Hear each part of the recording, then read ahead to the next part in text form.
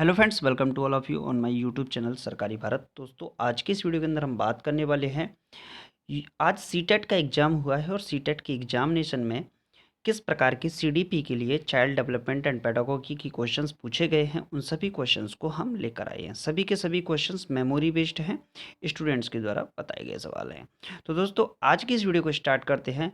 अगर आप इस चैनल पर नए हैं, आप सीटेट की तैयारी कर रहे हैं, यूपी टेट की तैयारी कर रहे हैं, या कि फिर डी की तैयारी कर रहे हैं, या फिर केवीएस के एग्जाम की तैयारी कर रहे हैं, अभी तक आपने इस चैनल को सब्सक्राइब नहीं किया यार, तो चैनल को सब्सक्राइब करना बिल्कुल ना भूलिएगा। तो चलिए फ्रेंड्स, समय नहीं गवाएंगे, स्टार्ट करते हैं आज की इस वीडियो को। किस टाइप के क्वेश्चंस देखने को मिले। तो आज का अपना पहला सवाल है दोस्तों। पहला सवाल है, कोलभर के अनुसार सही और गलत प्रश्न के बारे में निर्णय लेने में शामिल चिंतन प्रक्रिया को कहा जाता है। देखिए, चिंतन प्रक्रिया को क्या कहा जाता है। तो आपके विकल्प है नैतिक दुविधा, सहयोग की नैतिकता, नैतिक तर्कणा और नैतिक यथार्थवाद। तो इसमें पूछा है गलत और सही और गलत प्रश्न के बारे में निर्णय लेने में शामिल चिंतन प्रक्रिया को क्या कहा जाता है। तो इसका सही जवाब होगा दोस्तों नैतिक तर्कणा। क्या होती है? नैतिक तर्कणा। चलिए फ्रेंड्स, नेक्स्ट क्वेश्चन देख लेते हैं। क्वेश्चन नंबर सेकंड है आपका। क्वेश्चन नंबर सेकंड क्या है? क्वेश्चन नंबर सेकंड है सतत एवं व्यापक मूल्यांकन के अंतर्गत वाक्यांश व्यापक मूल्यांकन इंगित करता है। देखिए, जो सतत और व्यापक मूल्यांकन के अंतर्गत व्यापक मूल्यांकन किसको इंगित करता है? तो विकल्प है आपके समस्त पाठ्यक्रम का मूल्यांकन। मतलब जो व्यापक मूल्यांकन है किसको इंगित करता है? समस्त पाठ्यक्रम का मूल्यांकन, सभी विषयों का मूल्यांकन, संज्ञानात्मक क्षेत्र, भावनात्मक क्षेत्र एवं मनोगत्यात्मक क्षेत्र का मूल्यांकन, या संज्ञानात्मक क्षेत्र का मूल्यांकन। देखिए, जो आपका व्यापक, एक तरीके से बोल सकते हैं जनरल एवेल्युएशन। क्या हो रहा है? General evaluation. तो जनरल के अंदर तो सब कुछ आना चाहिए, यानी कि संज्ञानात्मक जो पियाजे साहब कहते हैं, भावनात्मक भी आना चाहिए और मनोगत्यात्मक भी आना चाहिए जो आपका फ्राइड साहब कहते हैं। ठीक है, तो संज्ञानात्मक, भावनात्मक और मनोगत्यात्मक क्षेत्र का मूल्यांकन। तो ऑप्शन नंबर सी इसका सही जवाब हो जाएगा।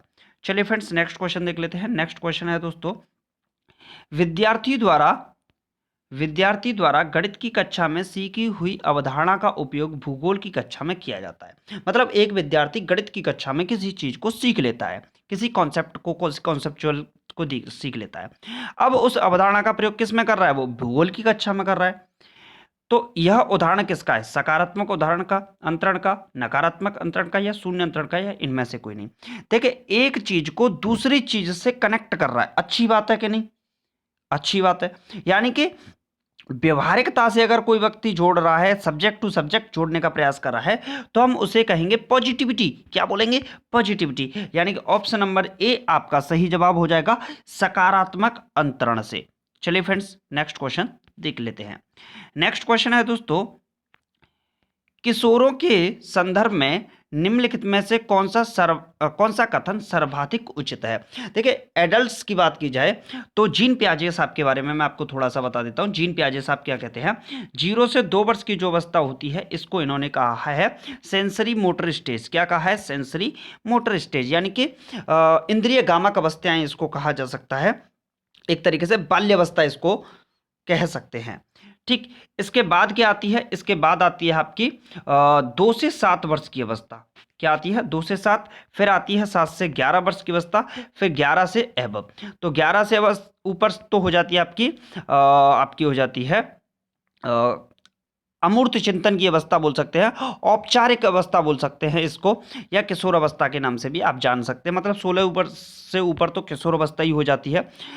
इसके बाद बात करें 7 से 11, ये मूर्त चिंतन की अवस्था होती है। किसकी होती है? मूर्त चिंतन की अवस्था। 2 से 7 होती है बाल्यावस्था। क्या होती है?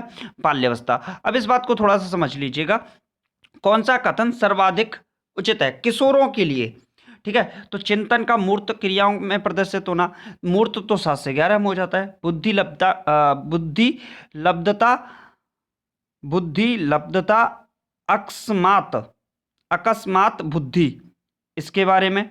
या फिर आपका संवेगात्मक प्रोत्थान की घटना बढ़ जाती है, या फिर पढ़ाई के प्रति लापरवाह रवैया। देखिए, पढ़ाई के प्रति लापरवाह रवैया ये तो बिल्कुल ही नहीं होगा।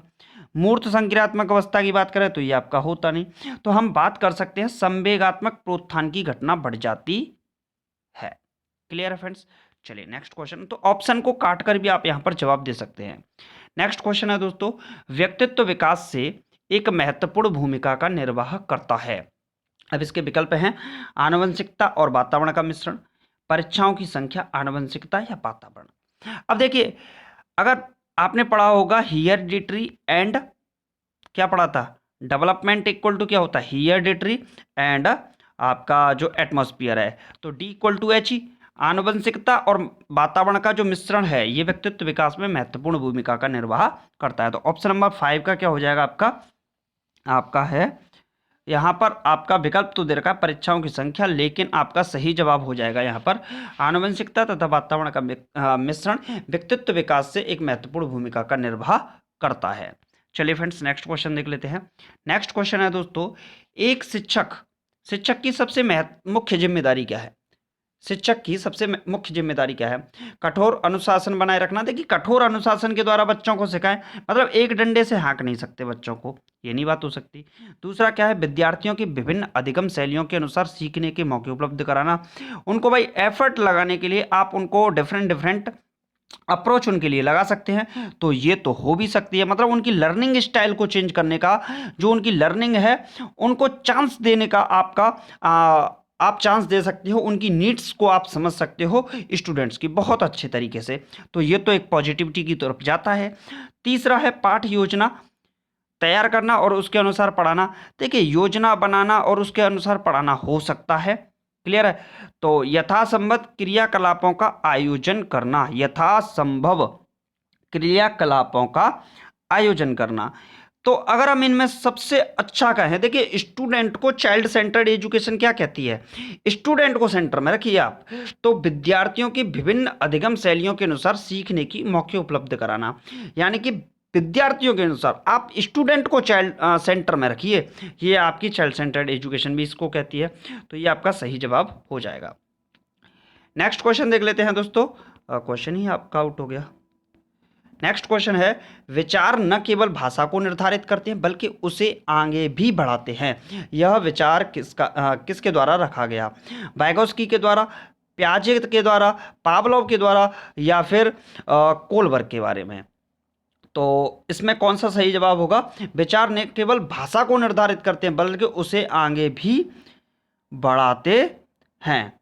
तो देखिए, अगर बात करें वाइगोत्स्की साहब के बारे में, तो इन्होंने सामाजिकता के बारे में बहुत ज़्यादा बात की है, सामाजिकता के बारे में, समाज से, मतलब बच्चा समाज से बहुत ज़्यादा सीखता है, इन्होंने इसके बारे में बात की है, तो भाषा का तो कोई यहाँ प्रश्न वगैरह उठता ही नहीं है।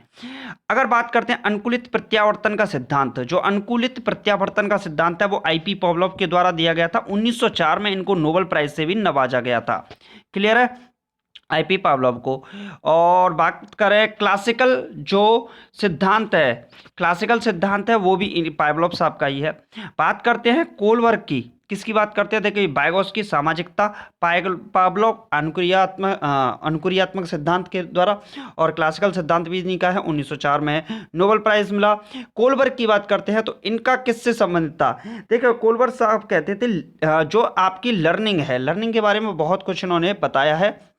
बात करें लर्निंग के बारे में, अधिगम के बारे में इन्होंने विशेष तौर पर जोर दिया है। जबकि बात करें जीन पियाजे साहब की, तो इन्होंने कहा था संज्ञानात्मक विकास के बारे में, किसके बारे में? संज्ञानात्मक विकास के बारे में इन्होंने बहुत सारी टिप्पणी किया है। तो विचार न केवल भाषा को निर्धारित करते हैं बल्कि उसे आगे भी बढ़ाते हैं, यह विचार किसके द्वारा रखा गया था? जीन पियाजे के द्वारा रखा गया था। चलिए फ्रेंड्स नेक्स्ट क्वेश्चन देख लेते हैं। नेक्स्ट क्वेश्चन है दोस्तों, कक्षा में प्रभावी अनुशासन बनाए रखने के लिए शिक्षक को चाहिए। अब कक्षा में प्रभावी अनुशासन बनाने के लिए शिक्षक को क्या चाहिए? विद्यार्थी जो करना चाहते हैं करने दे। भाई ये कौन सी बात हुई? विद्यार्थी से कड़ाई से व्यवहार, अरे एक डंडे से थोड़ी हाँक सकते हो। विद्यार्थी को कुछ समस्या हल करने के लिए दें। हाँ, ये कहीं किसी स्थिति तक हो सकता है, ऑप्शन नंबर डी हो जाएगा आपका, बी और सी। तो ये समस्या, मतलब प्रभावी अनुशासन बनाए रखने के लिए, कौन सा? प्रभावी अनुशासन। तो विद्यार्थियों को कुछ समस्या हल करने के लिए दें, ये आप उनको अनुशासन बनाए रखने के लिए बात कर सकते हो, भाई उनको थोड़ा सा बिजी कर सकते हो, ये आपके लिए बेहतर होगा। चलिए नेक्स्ट क्वेश्चन देख लेते हैं। नेक्स्ट क्वेश्चन है आपका, सामान्य विद्यार्थियों के साथ यदि आपको एक नेत्र बाधित विद्यार्थी को पढ़ाने का अवसर प्राप्त होता है तो आप उसे कक्षा में किस प्रकार का व्यवहार करना चाहेंगे। मतलब एक विद्यार्थी जो नेत्र बाधित है और सामान्य क्लास के अंदर वो बैठा हुआ है, तो आप उसे क्या प्रदान करना, क्या व्यवहार देना चाहेंगे। तो विकल्प है, उस पर अतिरिक्त ध्यान नहीं देंगे, क्योंकि इससे अधिकांश विद्यार्थियों की पढ़ाई में बाधा पहुंचती है। तो मतलब एक तरीके से नेगेटिविटी को तो आपको एब्जॉर्ब करता ही नहीं है भाई। अतिरिक्त ध्यान नहीं देंगे तो फिर वो काय के लिए क्लास में आया है, घंटा बजाने के लिए, समझ रहे हो ना।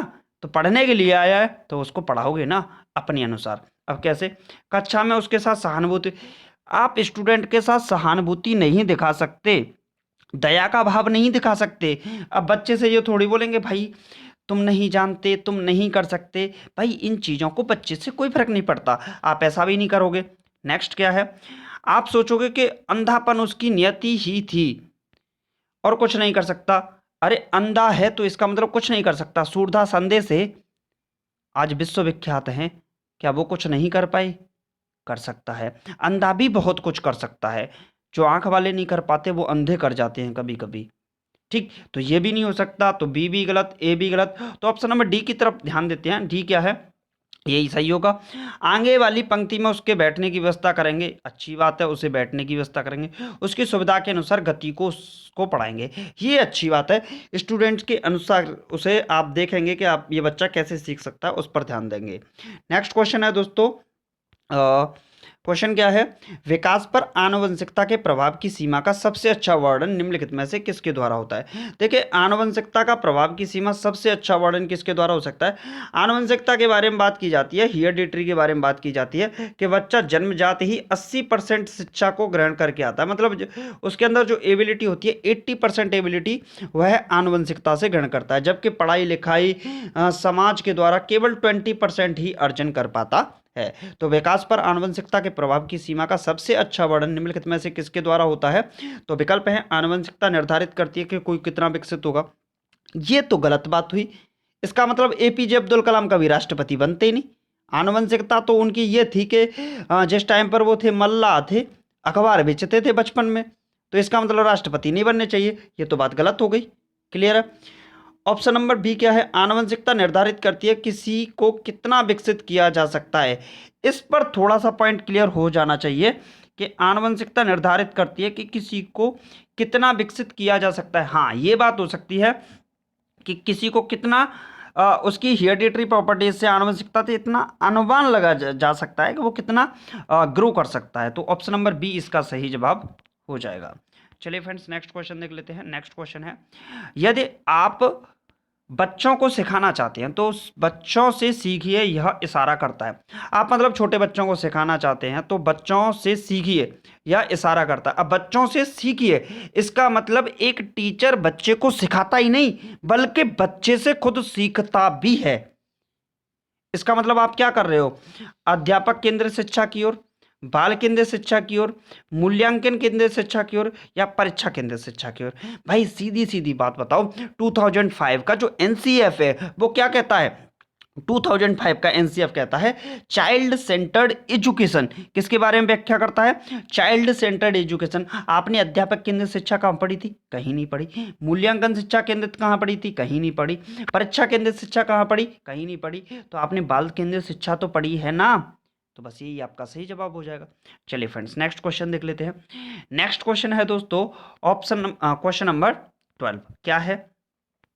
चलिए भाई क्वेश्चन नंबर 12 देख लेते हैं। अच्छा जी, ये थोड़ा सा परेशान कर रहे हैं पीडीएफ वगैरह। उच्च प्राथमिक स्तर पर शैक्षिक एवं करियर निर्देशन की आवश्यकता है, शैक्षिक करियर एवं व्यक्तिक निर्देशन की आवश्यकता है, केवल करियर निर्देशन की आवश्यकता है, केवल शैक्षिक निर्देशन की आवश्यकता है। केवल शैक्षिक, देखिए केवल वाली बात जो होती है मुझे कभी नहीं सुहाती। केवल शैक्षिक निर्देशन की आवश्यकता, केवल करियर निर्देशन की आवश्यकता, शैक्षिक करियर एवं व्यक्तिक निर्देशन की आवश्यकता है, शैक्षिक एवं करियर निर्देशन।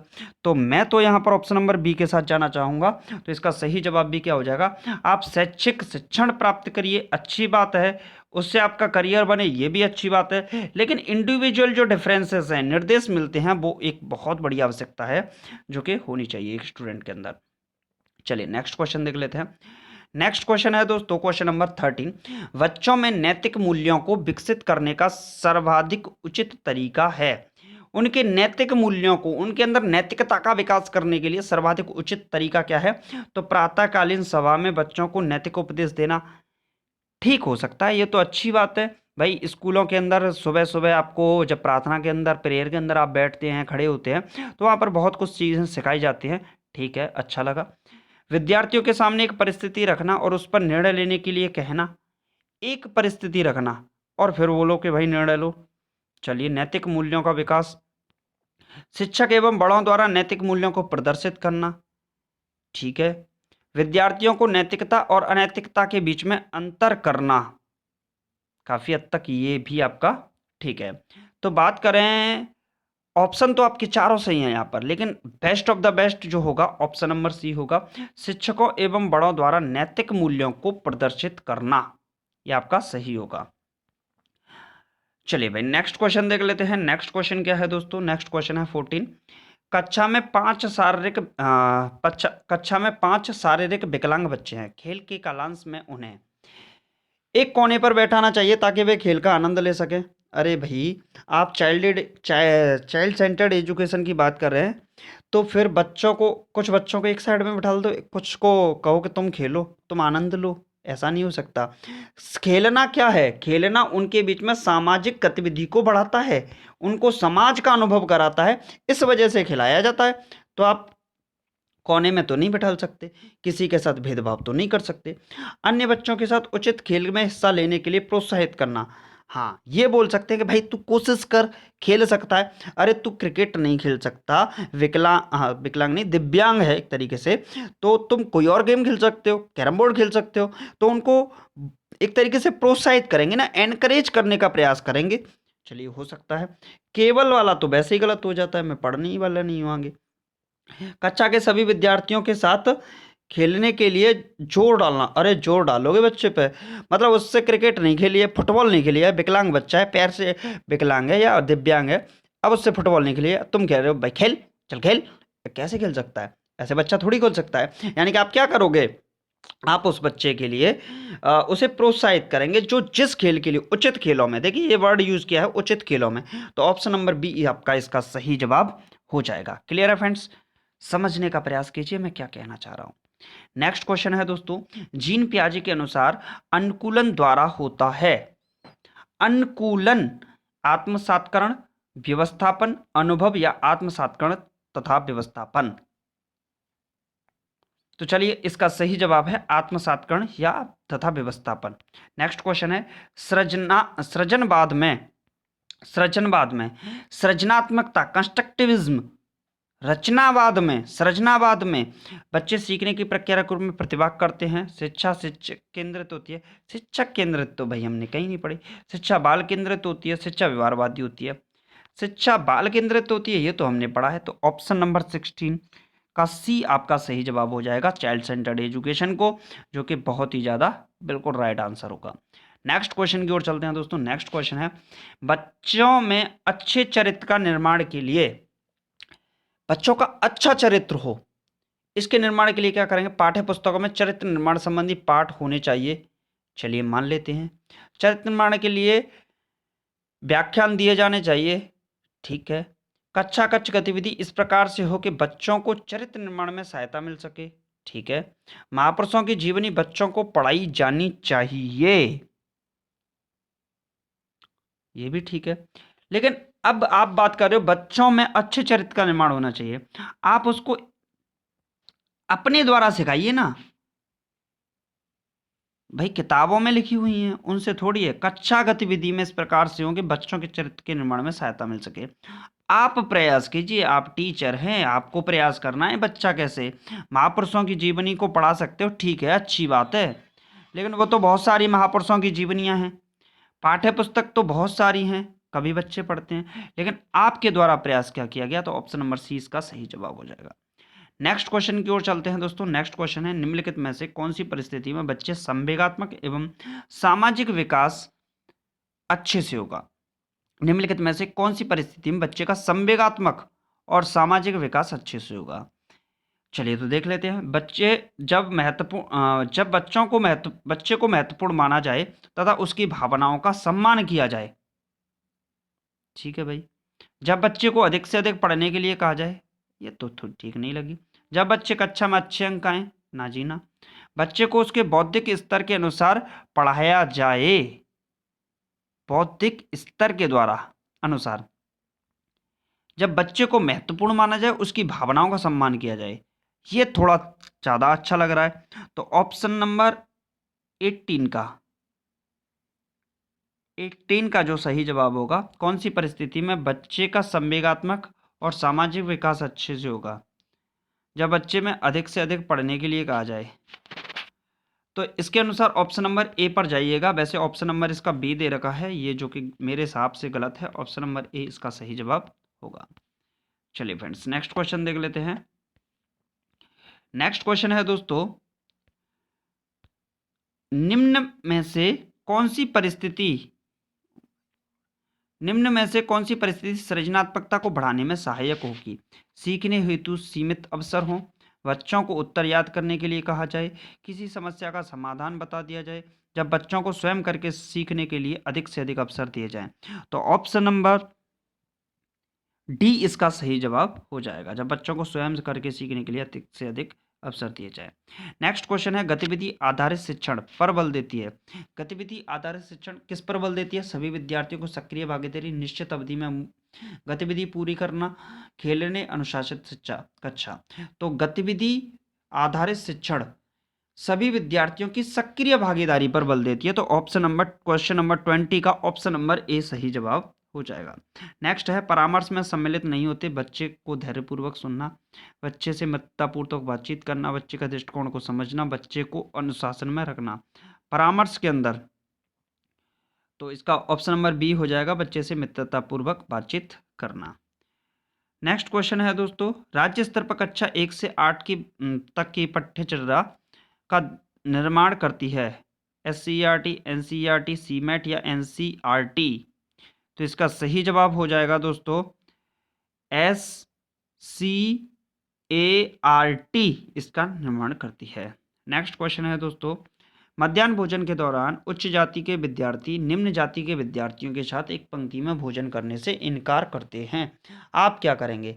आप पृथक बैठक व्यवस्था करने के लिए हेतु सहमत हो जाएंगे, ना जी ना। आप उच्चाधिकारियों से निर्देशन प्राप्त करेंगे, आप विद्यार्थियों को एक साथ बैठकर भोजन करने के लिए सहमत कर लेंगे, आप विद्यालय में मध्याह्न भोजन पकाना बंद कर देंगे, क्या करेंगे आप बताइए? आप विद्यार्थियों को एक साथ बैठकर भोजन करने के लिए सहमत कर लेंगे, ये सही हो जाएगा option number C. Next question है दोस्तों, विज्ञान में मोनिका की संप्राप्ति अच्छी है किंतु गणित में खराब है, इसका प्रमुख संभाव्य कारण हो सकता है? तो ऑप्शन है, बालिकाएं प्राय गणित में कमजोर होती हैं, मोनिका के माता पिता अशिक्षित हैं, गणित शिक्षण प्रभावी नहीं है, और गणित कठिन विषय है। देखिए, विज्ञान में मोनिका की संप्राप्ति अच्छी है किंतु गणित में खराब है, तो क्या करेंगे आप? गणित कठिन विषय ऐसा थोड़ी बोलेंगे, गणित शिक्षण प्रभावी नहीं है ये भी नहीं बोल सकते, मोनिका के पिता अशिक्षित है ये भी नहीं बोल सकते, बालिकाएं प्राय गणित में कमजोर होती हैं, ये बात तो कहीं तक लगती है, प्राय देखा जाता है, क्योंकि वो 8th क्लास के बाद ही आप गृह विज्ञान की ओर बढ़ना शुरू कर देती हैं। तो ऑप्शन नंबर 24 का ए हो सकता है, ना जी ना। गणित शिक्षण उनके लिए प्रभावी नहीं है किंतु गणित में खराब है, इसका प्रमुख संभाव्य कारण हो सकता है गणित शिक्षण प्रभावी नहीं है, यानी कि ए आप बोलोगे। आप स्टूडेंट को नहीं बोल सकते कमजोर, यहाँ ये बोलोगे हाँ हम पढ़ाने में हमारा सिस्टम खराब है, कहीं ना कहीं सिस्टम गलत हो सकता है, स्टूडेंट गलत नहीं हो सकते, बच्चे गलत नहीं हो सकते। ऑप्शन नंबर सी सही हो जाएगा, गणित शिक्षण प्रभावी नहीं है, शिक्षण पर ध्यान देने की आवश्यकता है। तो दोस्तों आज की वीडियो में सिर्फ इतना ही, और सीटेट का आपका अगर पेपर है, कब का पेपर है आप कमेंट बॉक्स में लिखिएगा, आपने इसमें से कितने क्वेश्चन लगाए ये भी लिखिएगा। अगर आप इस चैनल पर नए हैं दोस्तों, अभी तक चैनल को सब्सक्राइब नहीं किया है तो यार चैनल को सब्सक्राइब कर दीजिएगा, वीडियो को लाइक कर दीजिएगा, CDP के लिए बने रहिए हमारे चैनल पर। और सीटेट का एग्जाम जब तक होगा सभी क्वेश्चन आपके पास आते रहेंगे, तो चैनल को सब्सक्राइब कीजिएगा, वीडियो को लाइक कीजिएगा, किसी ना किसी शिफ्ट में इसमें से भी क्वेश्चन आपके रिपीट होंगे। तो टॉप एक्सपेक्टेड क्वेश्चन देखने के लिए thank you for watching this video. जय हिंद, जय Bharat, take care, bye bye, love you to all.